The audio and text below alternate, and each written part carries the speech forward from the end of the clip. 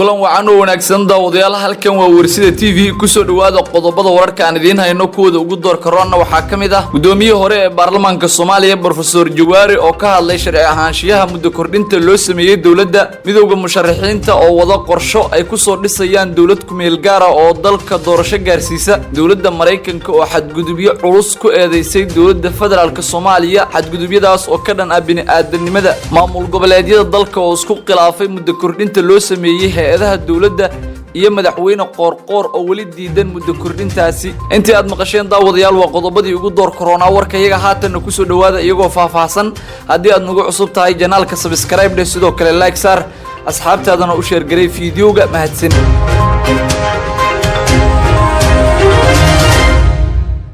gudoomiye hore ee baarlamaanka Jamhuuriyadda Federaalka Soomaaliya Professor Jawaari ayaa ka hadlay sharci ahaanshiyaha muddo kordhinta loo sameeyay dawladda Professor Maxamed Sheekh Usmaan Jawaari gudoomiye hore ee baarlamaanka Jamhuuriyadda Federaalka Soomaaliya gaar ahaan xildhibaanada golaha shacabka ayaa waxa uu si aad ah oo qoto dheer uga hadlay waqtiga 2 sano ah oo lagu kordhiyay hay'adaha dawladda Federaalka Soomaaliya oo waqtigoodu u dhamaaday Professor Jawaari ayaa markii hore ka jawaabay inay sax tahay muddo kordhinta loo sameeyay madaxda dawladda waxaana uu sheegay in talaabadaasi ay qaadeen golaha shacabku ay ahayd in sharci gudoomiye hore ee xildhibaanada baarlamaanka golaha shacabka ee Jamhuuriyadda Federaalka Soomaaliya ayaa carabka ku adkeeyay inaysan sanaba sharci ku ahayn go'aanka muranka dhaliyay ee ay gaareen xildhibaanada golaha shacabka isagoo oo tilmaamay in dastuurka aysan waafaqsanayn talaabada ay qaadeen xildhibaanada golaha shacabku Professor Jawaari oo horey u soo noqday dhowr jeer gudoomiyaha golaha shacabka ee baarlamaanka Jamhuuriyadda Soomaaliya ayaa si aad u dhaliilay go'aanadii shalay xildhibaanada golaha shacabku ay muddo kordhinta ugu sameeyeen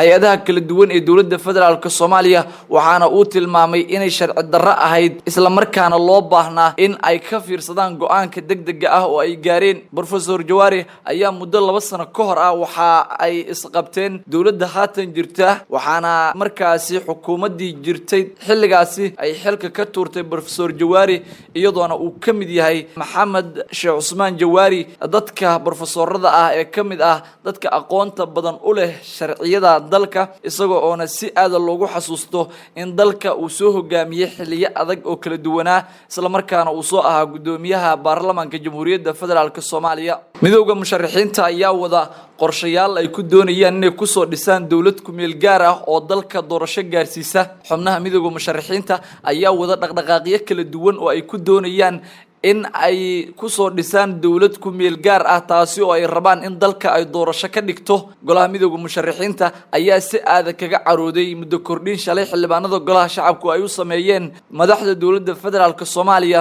waxaana iyagoo arintaasi ka careysan ay wadaan dhaqdhaqaaqyo kala duwan oo ay ku doonayaan in ay sameeyaan dawlad shacab ahaan u dhisan oo ay rabaan in dalka ay doorasho gaarsiiso warar lagu kalsoonaan karo ayaa waxa ay sheegayaan in midowga musharaxiinta ay talaabadan ka muddooyinkii la soo dhaafay isla markaana ay kulamo kala duwan la qaateen qaybaha kala duwan ee bulshada gaar ahaan haweenka odayaasha dhalinyarada iyo sidoo kale ganacsatada oo ay kala hadleen inay dhisaan dawlad shacab ah oo ay rabaan in dalka ay doorasho ka dhigto midowga musharaxiinta ayaa magaalada Muqdisho waxa ay ka wadaan kulamo kala duwan oo ay door kaga qaadanayaan in dalka ay doorasho ka dhacdo iyagoo tilmaamay in ay haatan wadaan inay isu keenaan xildhibaano kala duwan oo dhanka mucaaradka dawladda ah isla markaana ay rabaan in la soo doorto xildhibaano cusub oo golaha shacabka iyo aqalka saraba isugu jira oo ay rabaan in dalka ay doorasho gaarsiiyaan sidoo kale waxa qorshaha ku jirta in loo sameeyo 2 gudoomiye oo ah gudoomiyaha aqalka sare iyo gudoomiyaha golaha shacabka oo xildhibaanadaasi ay yeelanayaan oo ka madax banaan kan haatan jira ee dawladda federaalka Soomaaliya sidoo kale waxa la qorsheynayaa in la sameeyo ra'iisul wasaare iyo madaxweyne cusub oo dalka doorasho gaarsiiya sida ay wadaan qorshaha haatan ee xubnaha golaha mucaaradka ee musharaxiinta u tartamaya xilka dawladda madaxweynayaashii hore ee dalka oo iyagu ah hogaamiyaasha haatan ee xubnaha mucaaradka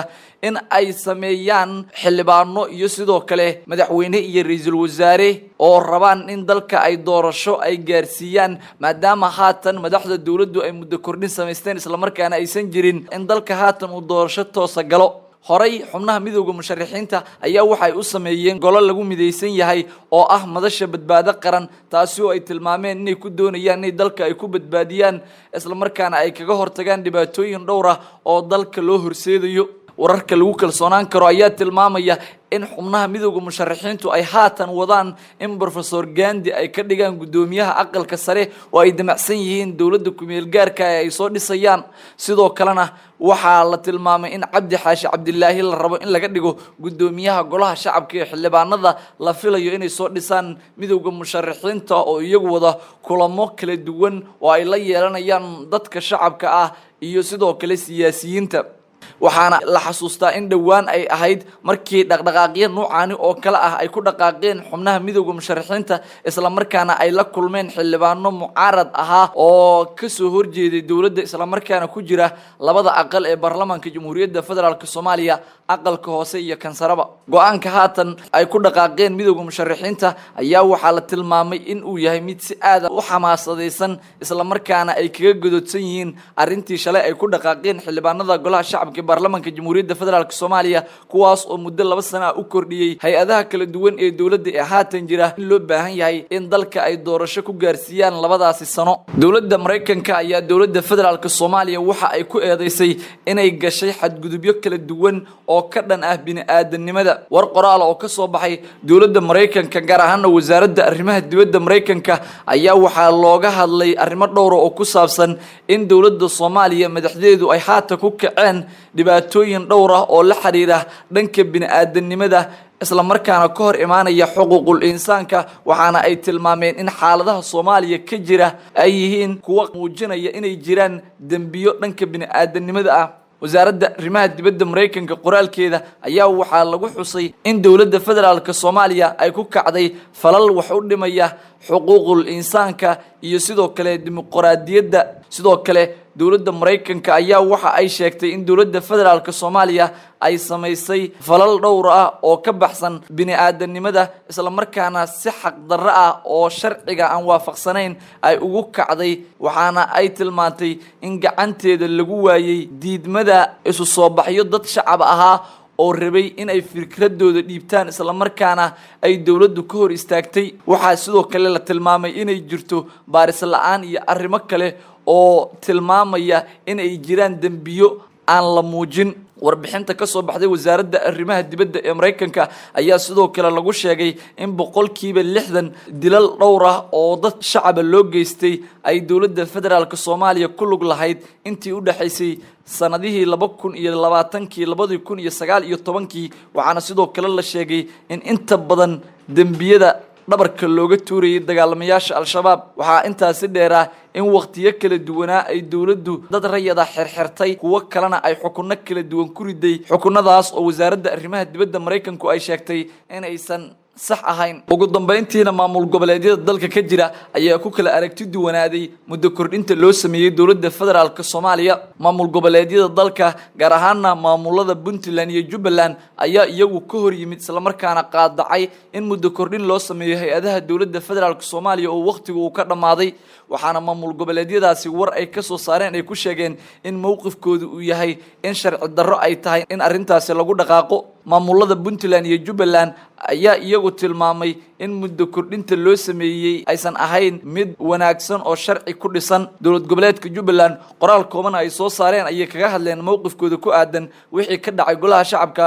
waxaana ay adeeyeen in xildhibaanada golaha shacabku inaysan qaadin talaabo sharciga waafaqsan Jubbaland qoraalkeeda waxa ay ku sheegtay in arintan ay tahay mid dib u celinaysa hanaanka geedi socodka ah ee dubdhiska dawladnimada dalka dhanka kale maamulka Puntland ayaa dhankiisa isaguna sheegay in si aad ay uga xun yihiin in muddo kordhin loo sameeyo hay'adaha kala duwan ee dawladda oo waqtigu ka dhamaaday isla markaana la filayay in dalka ay doorasho ka dhigaan afhayeenka madaxtooyada Puntland Jaamac Yuusuf Dabrani oo qoraal soo dhigay bartiisa internetka ayaa isagu xusay in dawlad goboleedka Puntland ay si adag ay kaga xun tahay arinta dhacday isagoo intaasi ku daray in Puntland ay cadeynayso mowqifkeeda ku aadan arinta ay ku dhaqaaqeen aqalka hoose ee baarlamaanka Jamhuuriyadda Federaalka Soomaaliya dhanka kale maamul goboleedyada dawladda taageersan ee Hirshabeelle iyo Koonfur Galbeed ayaa iyagu la tilmaamay in si aad ay u soo dhanweeyeen iyadoo sidoo kale la xusay in madaxweynaha maamulka Galmudug Axmed Cabdi Kaariyo Qoorqoor uu wali diidan yahay arinta muddo kordhinta dawladda oo isagu hore u sheegay inaysan marnaba ahayn wax la qaadan karo madaxweynaha maamulka Galmudug oo isagu u dhow dawladda Federaalka Soomaaliya ayaa haatan waxa la fahansan yahay in uu si aad kaga careysan yahay warqadda wadajirka ay u soo saareen madaxweynayaasha dawlad goboleedyada Hirshabeelle koonfur galbeed oo dhammaantood sheegay in si wada jir ah waxaa sidoo kale ku jirta warqadda isla markaana lagu cadeeyay in si aad u taageeray gudoomiyaha gobolka Banaadir Cumar Filish madaxweynayaasha dowlad goboleedyada ayaa arrintan si aad u kala duwanaaday waxaana warar hoose ay tilmaamayaan in madaxweynaha Galmudug uu si aad u diiday arrintan isla markaana uu sheegay in loo baahnaa in dalku uu doorasho aad gudaana daawadayaal warka aad kala socoteen Warshada TV wanaga inta nabadgelyo